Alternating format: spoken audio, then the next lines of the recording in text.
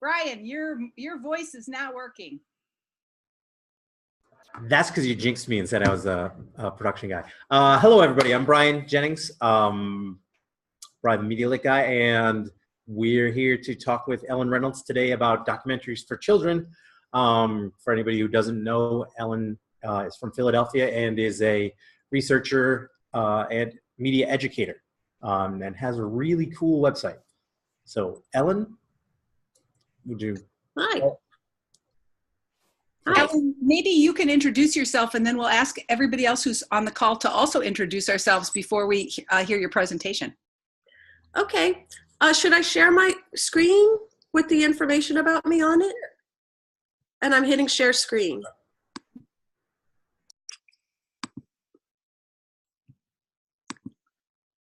So this tells you a little bit about my background. I'm basically a documentary maker, and then I'm an educator, and I have a long history with investigating documentaries about children because of these mutual interests. And in my production capacity, I've been working at the University of Pennsylvania for the last 30 years as a production specialist, head of post-production, and teaching elsewhere in Philadelphia too. And a few years ago, I left, and I just wanted to do research about children's media, so I got a master's degree at the New School. And my focus was on, of course, documentaries for children. All the while I've been teaching and doing my production work and my technical work, I have been paying very close attention to children's media. I was really fortunate to be working as a production facilitator at the Annenberg School. I was the head of production there. During the very important years of 1989 I was there until 98, but 89 to 91 was when the Children's Television Act was passed. Annenberg was really involved in that. And so I was really able to pay a lot of attention to who was doing the research and what were they thinking about. And I became so interested. And then I went to all of these conferences that you see listed, really just trying to figure out what does great children's television look like? Who's making it? What are the conditions under which they're making it? And of course, in the back of my mind is, how can I make it? And because I'm a documentary maker, of course, I'm thinking about nonfiction in particular. So does other people want to introduce themselves? I can't hear you. So I'm Brian Jennings. I'm a library media specialist in Narragansett, Rhode Island, but I'm also very active teaching film to young folks as part of a statewide initiative. I teach in a school that goes up to 4th grade, so we get as much film instruction in as possible. I try to have a real production center instead of just a library, and I loved when I saw the topic for today because I want to really start introducing kids to that genre. Brian, thanks for kicking it off. I'm Renee Hobbs. I'm the director of the Media Education Lab. I've always wanted to make a documentary for children. I've only ever made a documentary for parents and grown-ups, but the topic is of great interest to me, and I learned about documentaries for children from the National Film Board of Canada. So that's where my interest comes from. As a Michigander, I grew up watching documentaries on the CBC, right across the river, but always wondered why there weren't any in the US. Okay, so just going down the list, Beth, why don't you introduce yourself, please? Hello, I am Beth. I work in Carbondale, Illinois, which is in rural southern Illinois. It is the Southern Illinois University and WSIU Public Broadcasting. I do education and community outreach on behalf of our NPR and PBS stations. I'm also a media researcher. I'm working on my PhD with an emphasis in children's media, and I'm doing research, and I have been corresponding with Ellen, and so I just really am interested in participating on this call today. We're so glad you're here. Thanks for joining us. Tasha? So my name is Tasha White. I am an elementary library media specialist in Providence, Rhode Island. For the past 2 years, I was a teacher for 15 years before that. So the library media piece is new for me. After being at the School Librarians of Rhode Island conference and speaking with Renee and hearing more about this, I really am a novice with even integrating documentaries or film into the 30-minute blocks I have with my pre-K to 5th grade students at this point. But I'm really interested in how to find documentaries that are suitable for this age group, and then how to use them to teach children how to, think about a point of view and where it's coming from and what the message is and critical evaluation of, information. And so that's what I'm here to learn about today. Wow, Tasha. So that was a great introduction. Thank you so much for sharing. We're glad you're here too. Pam Steger, I see you're up next. Can you introduce yourself to us, please? Sure. Hi, I'm Pam. I'm the a senior researcher and writer with the Media Education Lab. I have a history of career in prevention, but also in video production. I love children and I love documentaries. And so like Renee, I'd always had an interest in combining the two and have introduced my grandkids to many documentaries. And yeah, I'm just really interested, and I'm sorry to say that I am triple booked for this time period, so I'm hoping to spend at least the first half hour listening to everyone here, but especially Ellen, and then I have to run to go to a retirement party for someone in the Rhode Island State Council of the Arts who has funded such projects over the years, so. Please give her my best. We are glad you're here. I see Peggy George. Peggy, if you want to introduce yourself here.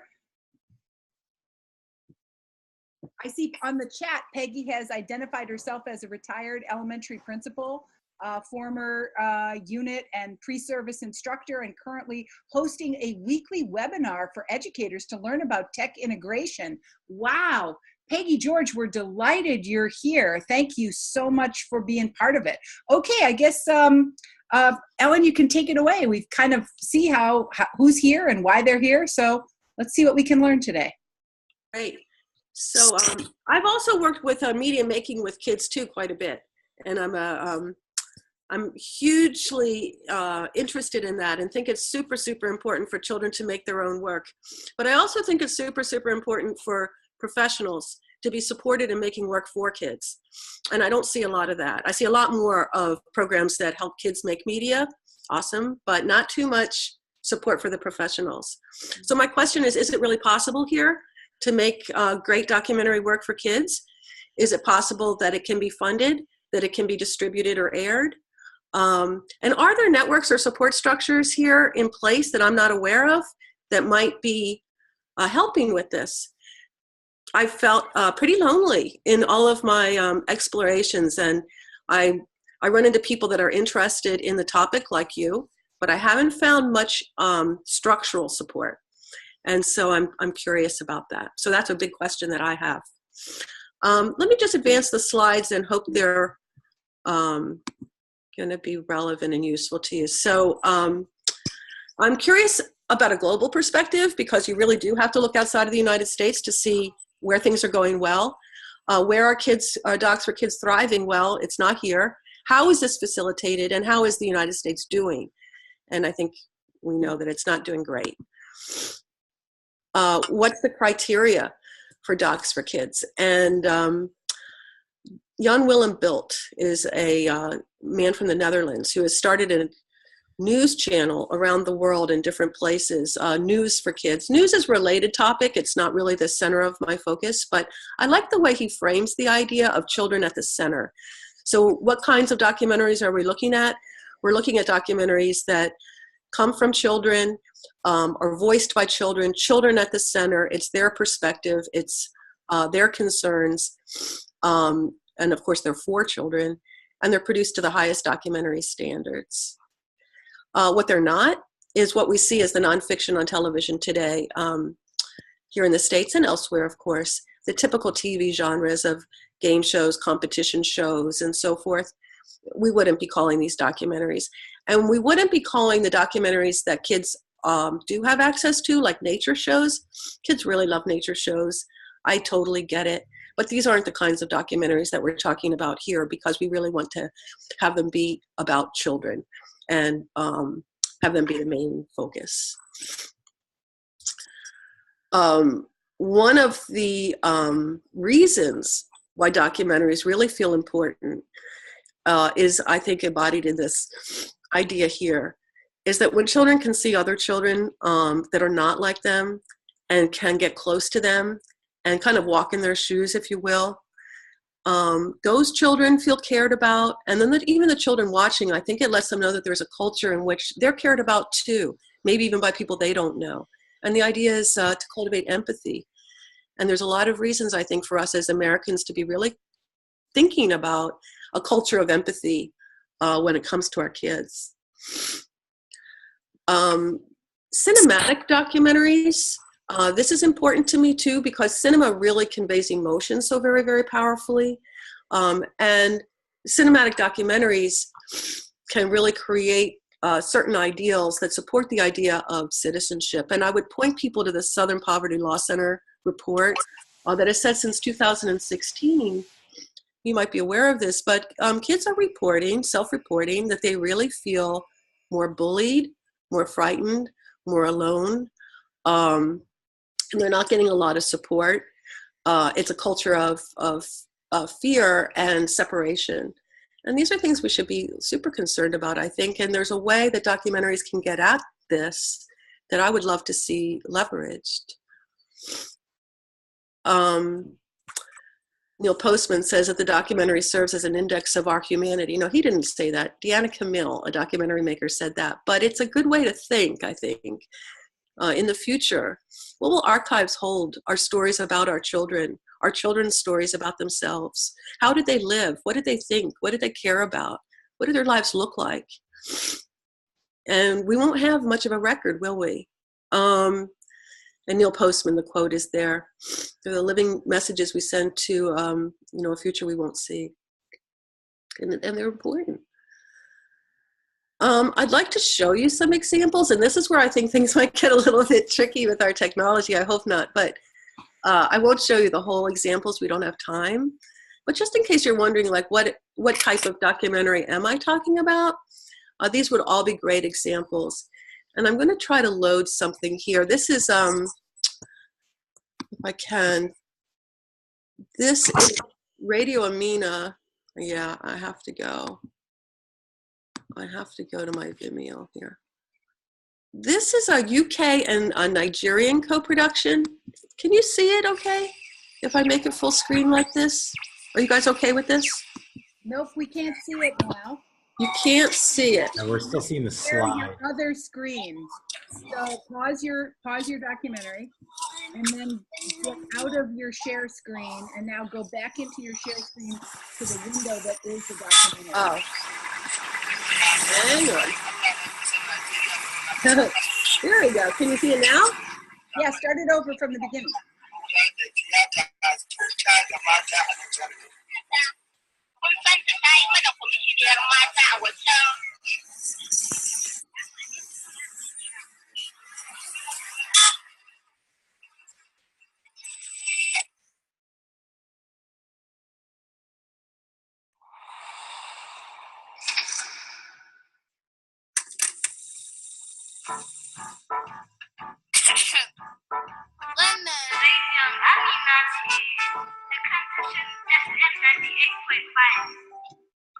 Kuma muna watsa muku labari a duk faɗin Najeriya.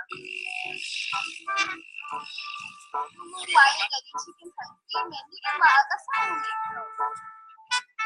Kuma ina fatan kowa na jin daɗin ranar. Sunana Amina, kuma shirin na yau duk game da yara mata ne. Da kuma duk abu da muke son faɗi amma ba mu iya ba. Okay, I'm going to stop sharing that screen. I'm going to go back to sharing. Uh-oh. I just got lost again. Okay, share screen. I'm going to go back to another selection. I'm going to show you something called I Am a Girl. I'm going to ask you about this if you think that, whoops, sorry. I don't know why I don't see this as an option. Share screen. All right. Can you see a movie in the background? Yep, we sure can.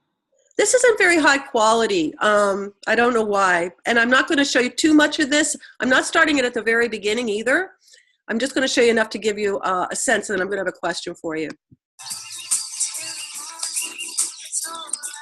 Maar als het nou echt iets wordt, dan wil je hem dan wel vertellen van jou, zeg maar. Jawel, want ja, ik vind niet dat ik hem voor de gek kan houden. Nee. En ik vind wel dat hij het recht heeft om te weten. Maar ik wil het ook niet te laat gaan vertellen. Nee, want je kan het er wel mee kwetsen natuurlijk als je het hem niet vertelt. Maar ja, hij moet misschien wel eerst doorhebben dat je wel echt heel leuk bent. Ja, gewoon echt leuk bent. En dat het niet, omdat dat hij het dan niet uitmaakt of zo. Ik ben Joppe, ik ben 13 jaar. Officieel ben ik een jongen, maar ik weet zeker dat ik een meisje ben. Ik ben als jongen geboren, vroeger, maar al vanaf kleins af aan had ik het gevoel dat ik liever een meisje wilde zijn. Dus speelde ik met Barbies en trok ik jurken aan, liever dan broeken eigenlijk. En droeg ik graag pruiken. Ik weet niet waar het gevoel eigenlijk vandaan komt, maar het was er gewoon. Want mocht je dan ook meteen meisjeskleren aan? Nee, ik mocht niet. Okay. Stop sharing the screen. Are we okay? The question that I have for you is, do you think that a film like I Am a Girl would even be allowed to be shown in a school or library? I think that one thing, and Beth, you noticed this, something that came up. Beth went to Pre-Jeunesse in 2016, and she did a number of interviews with kids about their responses to screen work made around the world.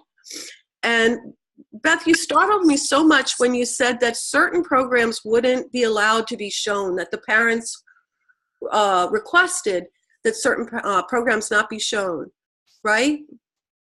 That's right, Ellen.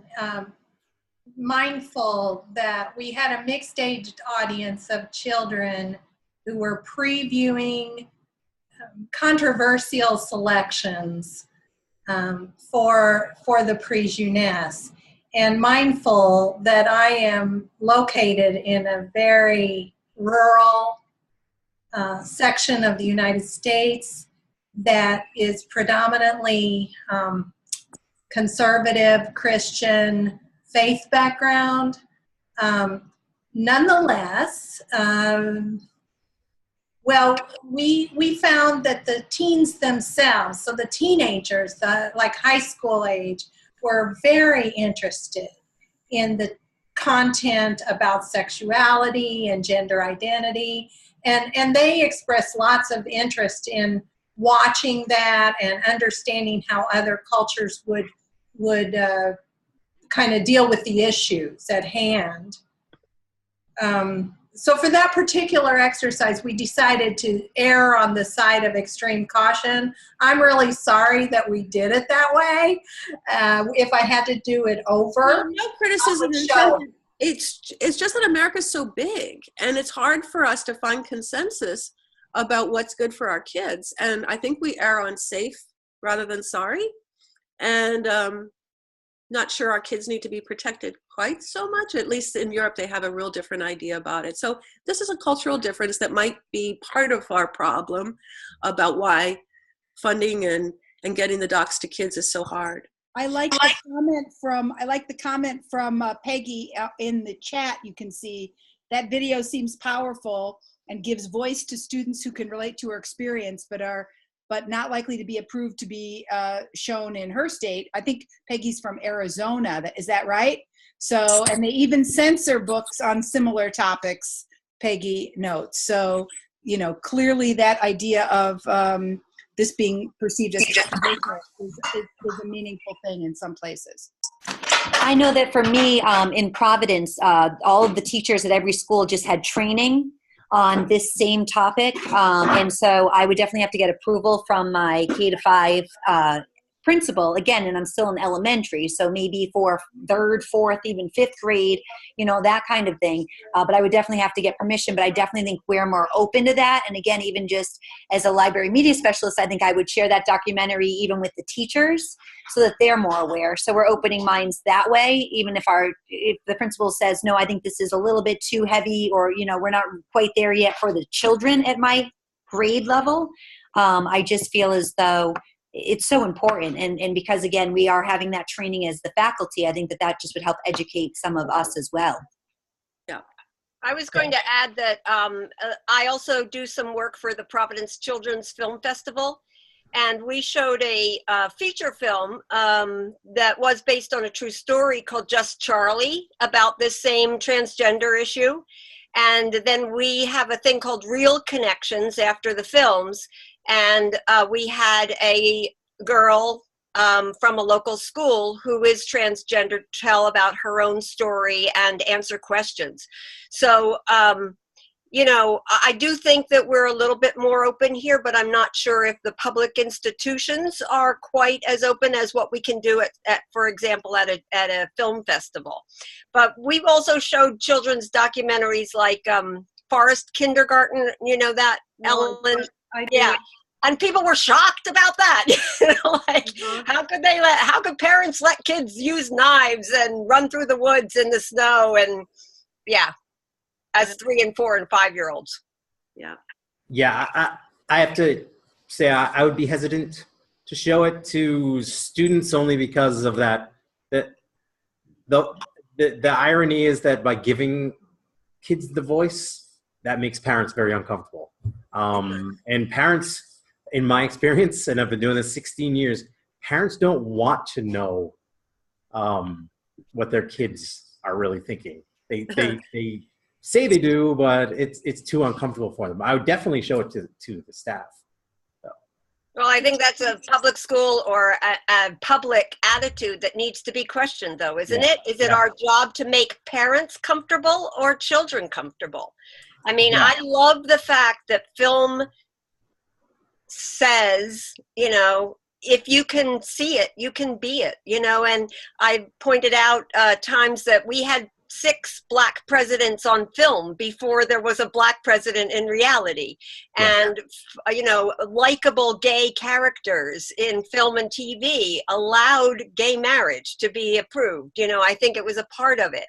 So I think film is really powerful in that way.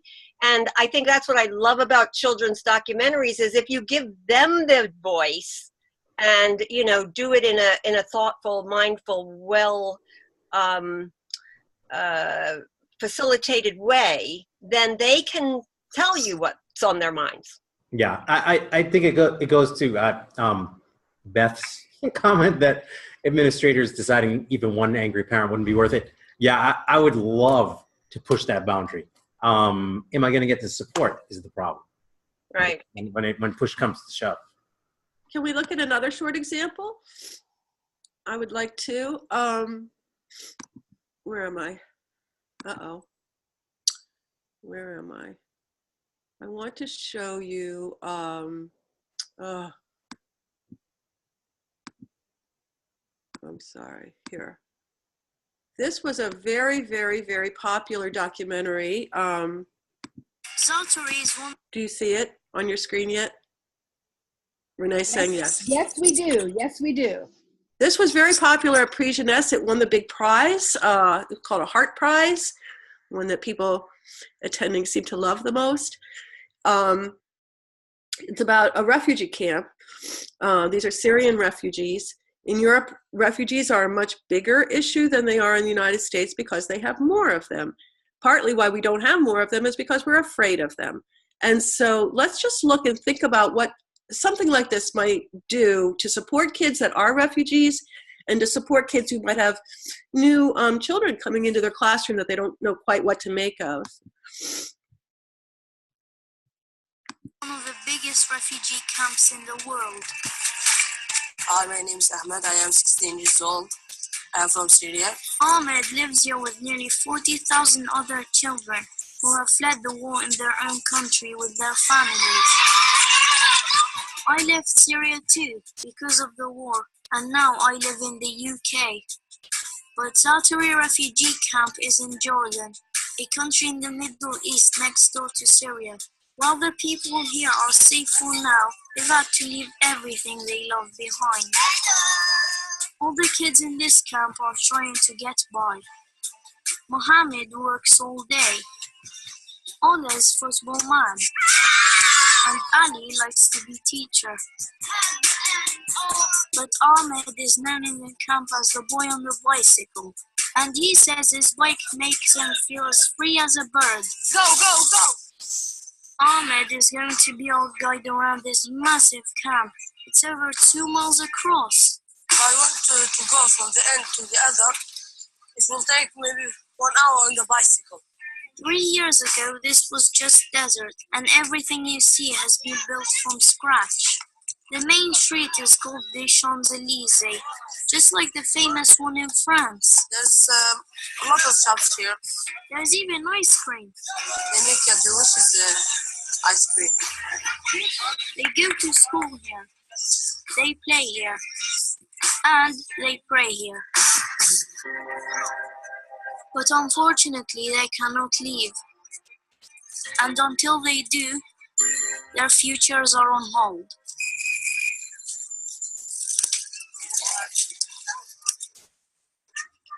I'll stop it.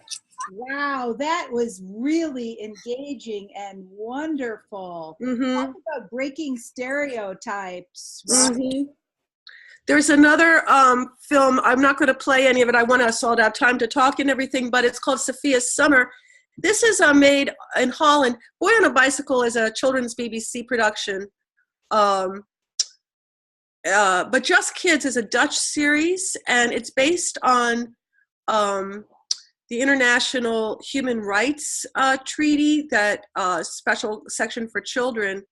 And they make documentary films that relate to all of the bullet points on that Rights for Children treaty, which the United States has not signed to this day. It's only one of 2 countries in the world that hasn't signed it. The other country is Sudan. However, these short documentaries show, documentaries about kids. Sophia's Summer is about another refugee who's just arrived in Holland, and it's extremely relatable and very quiet, and I think it's super important. But this whole series called Just Kids is really, really interesting, so I'll just throw up the still of that for the moment. Let's see, let's go back here to Sprinkles Forever. Again, if we have time, maybe we'll want to watch some others. Sprinkles Forever, again, it's from Holland. They do such great work, and there's reasons for that. But that's about a girl who's poor, and her family's poor. And it's about that. And there's no shame in the piece, and there's no apologies in the piece. There's no anger in the piece. She's just open about being poor. And I would like to ask, when have we seen any program for children in the United States about being poor? And there's a lot of poor kids here. So these are just examples, I think, of ways that children can be supported, but also to be more empathetic via these documentaries. And I think that's just so important. So David Kleeman, some of you might know the name, children's media scholar, and I don't even know what you would call him, but he has great thoughts on children's media. And he said at a conference that just pointing out that we don't make shows like these. And so when an American kid turns on the TV, how often do they see any clue as to where they are or who they are? How often do they see news or documentaries just for them? And we know that that's just not very often. So how do great documentaries happen? Of course, if I could just make them and put them out into the world and many kids would see them, that would be a wonderful thing. I'm up for the work. But it doesn't work like that. It wouldn't work because there's no infrastructure. So what kind of infrastructure really does support the best documentaries for kids? And I have a bad cold, I'm really sorry. But it's when professional makers are given support. we have grants for documentary makers in the United States. There's a whole good handful of great grants for documentary makers. Point of View, the PBS series, or Independent Lens, or, you know, all kinds. There are none that are just for children's work. So if I apply to one of these documentary grants with a children's project, I think the chances of me getting the grant are extremely low, if maybe non-existent. Co-production incentives. If I could work with other broadcast stations in the United States, here in Philadelphia, we have WHYY, perhaps, we could be co-producing work. No initiatives, no incentives, no conferences, no think tanks. Children's Film Festival, the Providence Children's Film Festival is a really good one, but usually documentaries are either, excuse me, very few, or they're from other countries. And so when they do appear, and I scour these catalogs looking for them, they're great documentaries from other countries. So that's a little weird. There's no awards. And the other thing I'd like to mention is there's no academic partnership. And this will come up again. I'll be talking about something related. But so what infrastructure supports great work for kids? Europe, well, anybody that wants to really know what support structures look like can look at anything on this list and be totally amazed.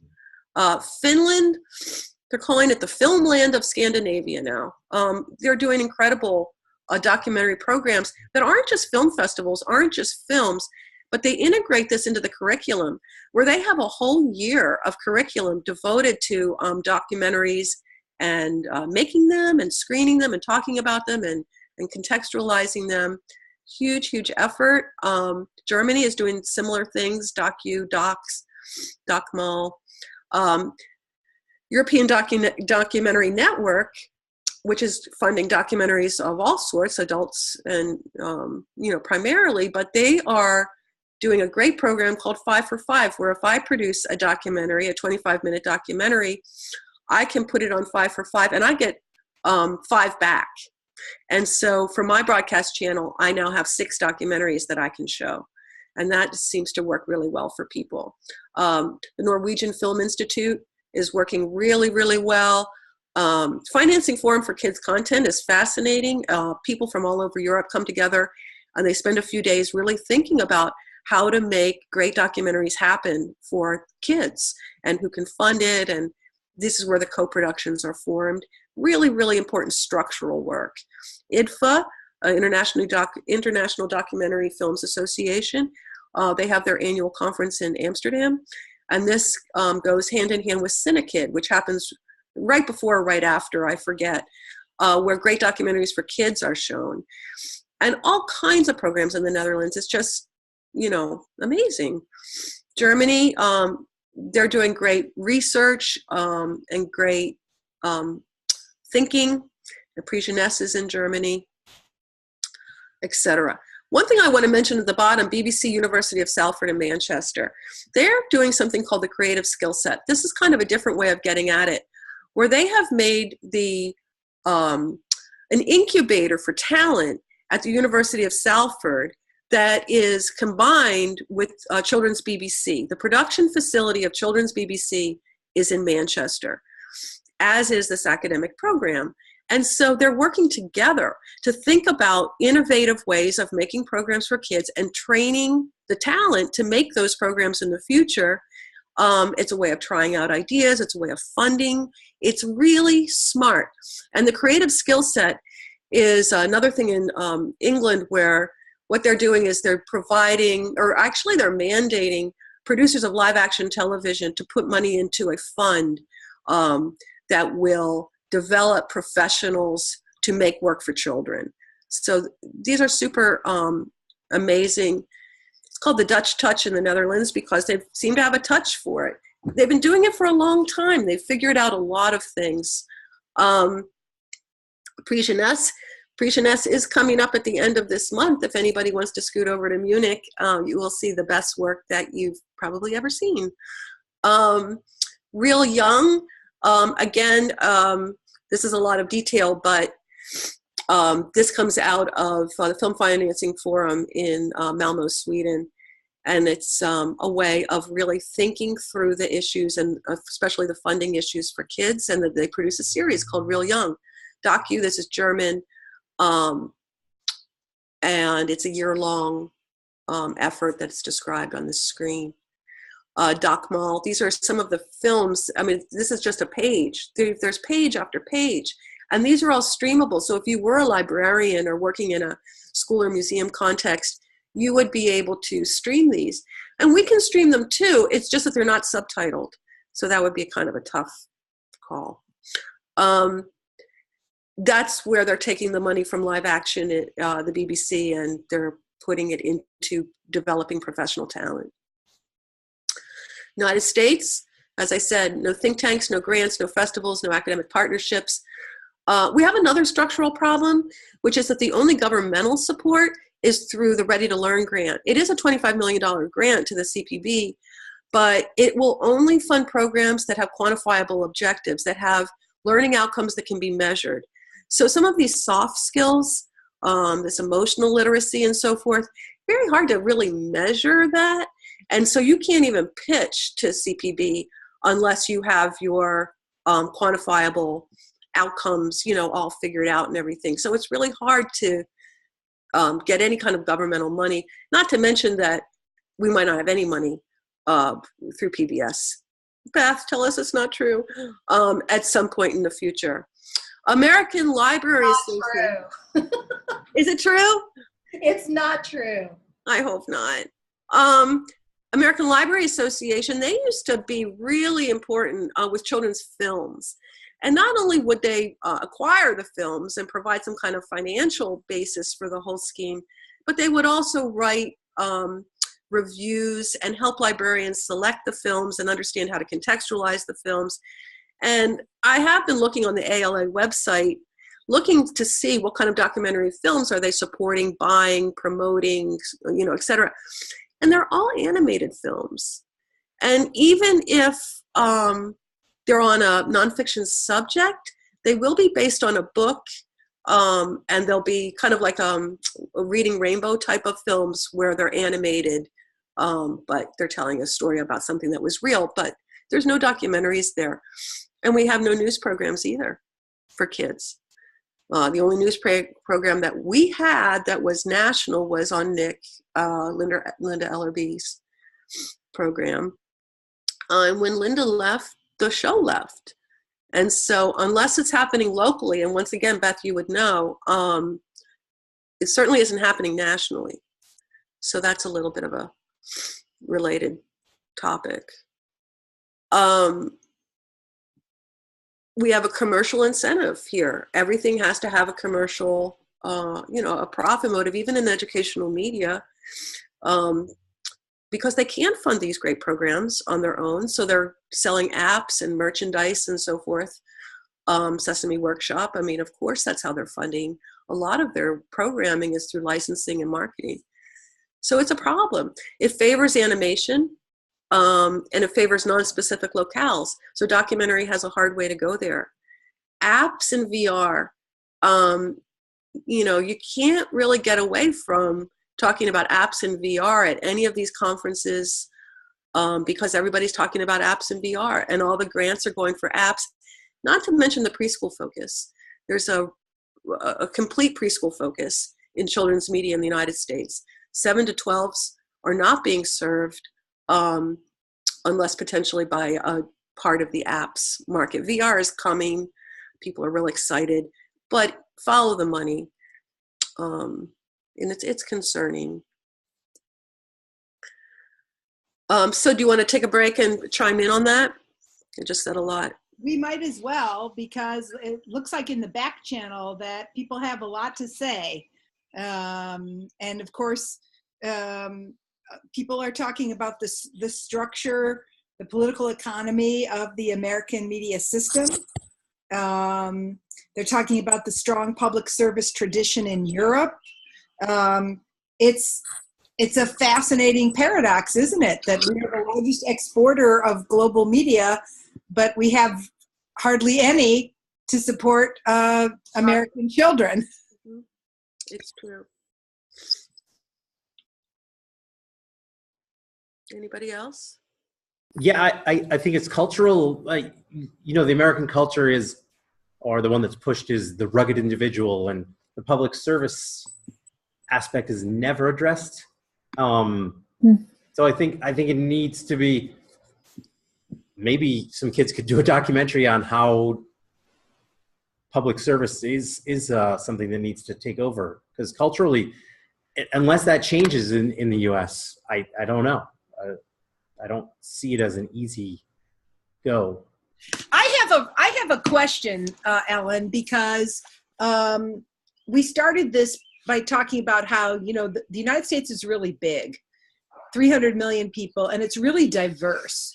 One of the reasons why the children's media scene in Europe is so robust is that children's media is understood as a form of cultural heritage. So the Dutch spend money on children's media because it's a way to communicate what it means to be Dutch, right? And I think in this country, it's kind of, I wonder if it's perceived as kind of arrogant to think that a filmmaker can represent the diversity of stories and realities of American children, and that any effort to represent the lives of children would leave out a lot of other lives. And so is it perhaps our multicultural heritage and our sheer size that makes it unlikely that government will support documentaries about children? I would just point to the documentaries that are being funded for adults. It's thought that we're in a golden age of documentaries right now. And anyone that enjoys documentaries knows that there is a lot to choose from, and there's a whole lot of diversity and great production values in the documentaries that are coming out for adults. So I'm not really sure why it wouldn't translate to docs for kids. Has there ever, this might be a question that it's over my head, but it might be in all of yours. Has there ever been a time when PBS and just different organizations came together that could be more of a powerful voice to get think tanks, academic partnerships? Like who exactly would need to come together to make something a more visible, a priority in the documentary world? Because it seems to me, I mean, I think everyone in children's media certainly cares about this, and is, I know that there's some library media experts on the line as well who clearly care about this, and media literacy. There's so many organizations, and I'm just wondering from who's on the call, who do we think would need to get together to make something happen? Good question. It's a great question. I think the American Library Association is one, for sure. Okay. Pam Stager and I just finished a book about film education in libraries, and finding the stakeholders in the library world who care about film could be a big deal. So that's one set of stakeholders that could be invited to the table. I know for me, I was just part of the School Librarians of Rhode Island documentary on why school librarians are so important. And for my district in Providence, getting permission for, it was supposed to be a day in the life, and just to get 2 of my classes videoed was so much red tape. So, I mean, as far as talking about actually having children involved in these documentaries, not just documentaries that are gauged towards children, I think that that's possibly an issue as far as really trying to figure that out. I mean, I would love to see it happen in our high schools where there's this focus on it, and then they're actually working on a piece like that would relate to their younger peers or siblings and that kind of thing. My question is, and I don't know the answer to this, but there just seems like, I don't know, is reality TV such a big thing everywhere else or just in the US? And so then do people almost equate reality TV with the documentary? And I'm not saying they're the same, but like, does someone actually think that? Or like reality TV as a way to show information again, and I'm not saying that's how I feel, but I almost wonder if in the US we have so much reality TV, if people just see that that's more of where the value is put or where more of the interest is given, and so then the documentary thought for children is like on a back burner, like, oh, that's like kind of boring. Do you know what I'm saying? I have no idea. I'm just wondering. I think again, I don't have an answer for who would be the best to get the word out, but I don't think there's a realization on the part of a lot of people that kids do have a lot to say. I think in the United States they're so fetishized as these little bubbles, and I think that's part of the struggle. Is there? Or their Why would you have a kid do a documentary, or even bother showing a kid a documentary? They just want to do silly kid stuff, you know? Yeah. That is a really great point. You know what, Ellen, you said something really interesting, which is that you said that the CPB, the Corporation for Public Broadcasting, has basically focused on preschool children. Yeah. Basically, there's a kind of, and I think I've heard this in the children's media circles, that basically after Sesame Street, kids kind of graduate to Nickelodeon and Cartoon Network, can you believe? And that they graduate to adult viewing, and so there's really no market for the 7 to 11-year-old. No. Because after the age of 7, kids start watching adult TV. Yes. What do you think about that? Is that true? Is the lack of a market for the 7 to 11-year-old because American parents are comfortable with their kids watching TV for grown-ups? Well, no. I think it started with the tween trend, right? When this new demographic of tweens started coming out, and then the tween programming resembled the youth programming, because there was a theory that kids like to look up, watch kids older than themselves. And so the tween program started to look a whole lot like the youth programming. And then the definition of tween started to get super slippery. It does tie into consumption models. This is how they're tracking if a kid is a teen. But right now, the definition of a tween can be anywhere between 5 and 12. Based on the children's media consumption patterns. I forget what I'm quoting, but I am quoting. And so once you don't even have children as a demographic, maybe a 5, 6-year-old could be considered a child still. But you have preschool, and then you leap to tween. And if the tween programming looks like youth programming, then you're in a slippery slope. And I don't believe children really change that much. I could be naive, but I don't think they do. And so I think it's all a construct, and it's a construct that is commercially driven. Yeah, I actually agree with that. I think that American culture generally is, as you pointed out earlier in your presentation, it's very commercially, it's all about commercial value. And so obviously a documentary is not going to bring in as many dollars as something from Disney or Nickelodeon, or something that, you know, there's immense brand recognition and immense dollars that go into that brand. But all of that aside, I mean, I think it sounds to me like there needs to be some retraining, because we trained our society to look at reality videos. They didn't always exist. That was a training that we did. And so we could, there is the possibility always of training to see the value in these kinds of documentaries for children. And I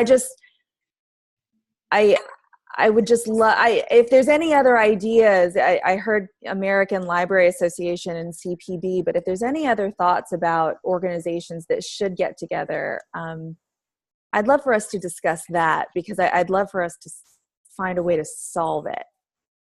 You know, one of the things I wonder about is, what about YouTube culture? Oh yeah, I've got a slide about that.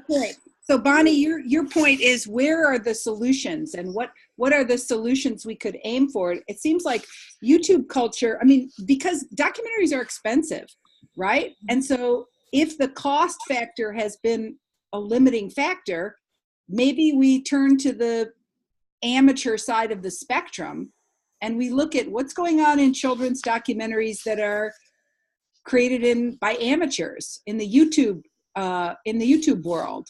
So Renee, I just want to say a little anecdote about that. When I was doing my research, I had a phone call. I was allowed to make a phone call to a program executive for a very favored children's broadcasting brand. And I was excited to talk to this person about this topic and asking, did this brand see any room for creating nonfiction work for kids in the form of documentaries? And this person said to me, without any irony or anything, that it wasn't necessary, that kids can find everything they want on YouTube, and they didn't have to produce content anymore because the kids were just going to YouTube over a certain age, and they'll find whatever they want there. So I thought, oh, well, maybe that's true. Maybe I'm like missing the boat. And so I went on YouTube and I started typing in search terms, trying to look for, the types of programming that I want to see. Well, needless to say, that didn't happen. And it doesn't happen on Vimeo. It doesn't happen on any one of these types of services. So finding it, discoverability is a big, big problem. And it's a minefield too, because if the kid is going to type in, I don't know, what if they're interested in, I don't know what, but they're going to find some crazy stuff on YouTube, and that's not appropriate. So also from a production standpoint, I cannot afford to invest a year and a half, easy, in a documentary for YouTube. That's ridiculous. How am I going to sustain myself? So it's a cop-out. It's a total cop-out on the part of broadcasters. All of this, though, is making me even think about, I hadn't even thought about YouTube. And Bonnie mentioned training our thinking and the society. I have second graders who have their own YouTube channel in my school, wait, check out my YouTube channel. They have more subscribers than I do. I mean, I only use it for educational purposes, but maybe even as a library media specialist with these children that are allowed to do this at home, I can say to them and turn that field. So my own 5th grade son has his own YouTube channel right now, and it's all about skateboarding because that's what he's into. And just like, I'm sorry, I forgot your name from, I think Narragansett had mentioned, but about how it's like your child's interest and what they're into.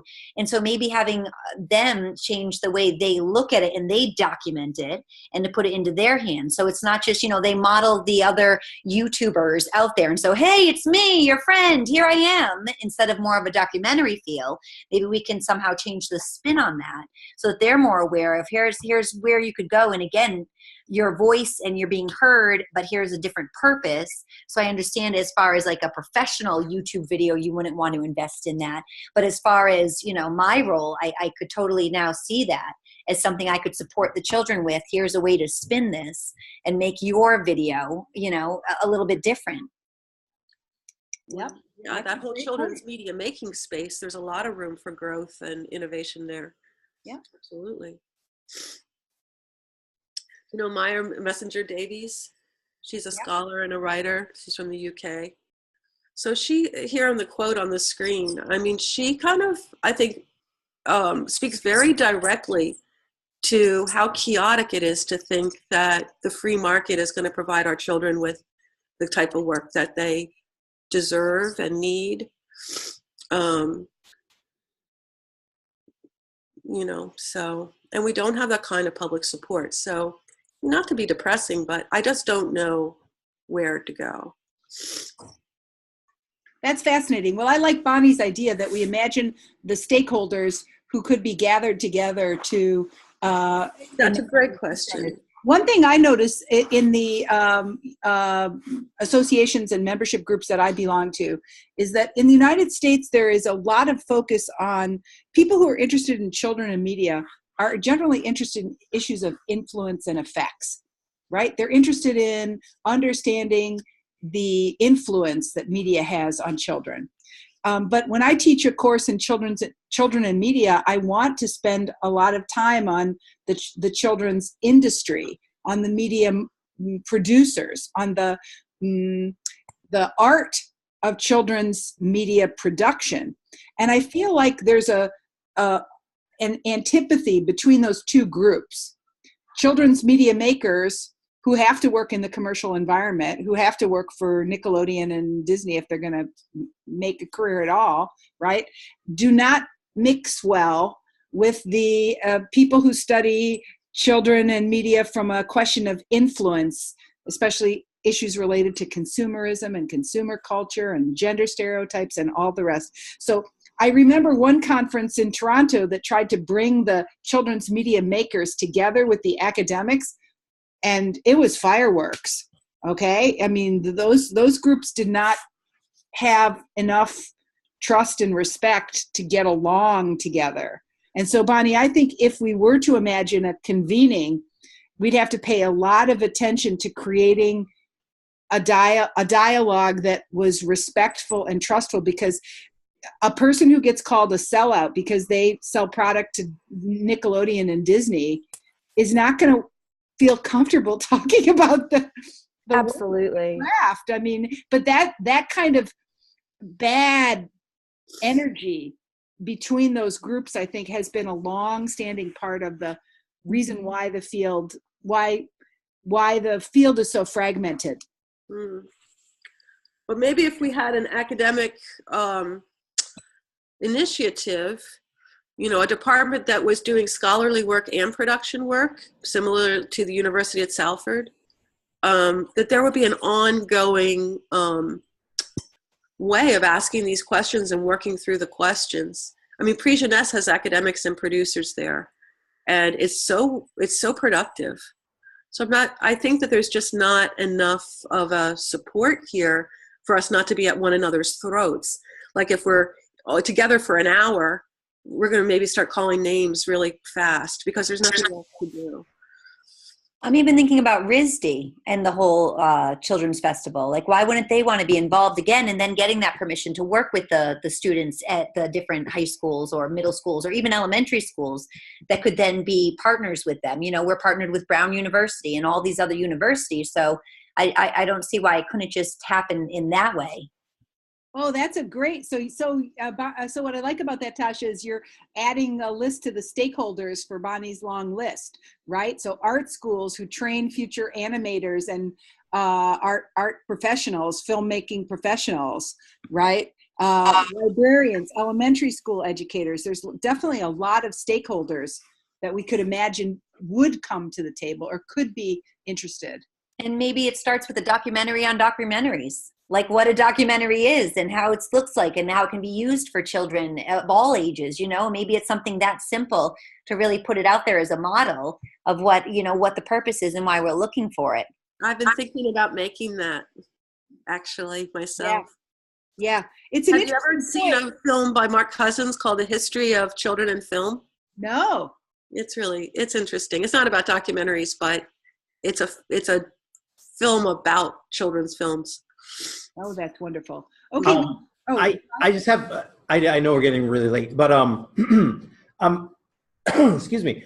I always try to be aware of meeting kids where they are. And I completely agree about the YouTube cop out, and there's so much junk on there. But the reality is those are the media stars for kids now. So you get these gamers and other folks that put out what to us are just junk, but those are the superstars. So I think that's another stakeholder. I don't know if anybody knows any of these names, but if you got Dan TDM to start to do something documentary wise, or if you could enlist somebody like that to make it cool, because my kids never watch television. They watch either streaming movies or television shows, or they watch YouTube produced videos. It's a great point that in a way the existing celebrity culture around streaming and YouTube, those folks would probably be important stakeholders to bring to this table as well. They would be like Evel Knievel or the Fonz was to me. Exactly. Well, and then they're modeling it, because again, that's what the kids are watching right now. They're modeling what these people do, but just in that way. So that's a great idea. Yeah. Okay, well, so Ellen, you obviously inspired us to have a great conversation. So let's give Ellen a round of applause. Thank you so much for joining us. My website, oh, thanks. The website was on the screen there. If you want to continue the conversation, I would love it. I'm looking for partners in thinking, not to mention making. Tell us the URL. EllenReynolds.net is the website. I just made it. It's still like a little baby, but I'll get it there. Yeah. Okay. It's pretty good so far. So. Okay. Thank you very much. Thank you. Thank you, everybody, so much. Are we saying goodbye?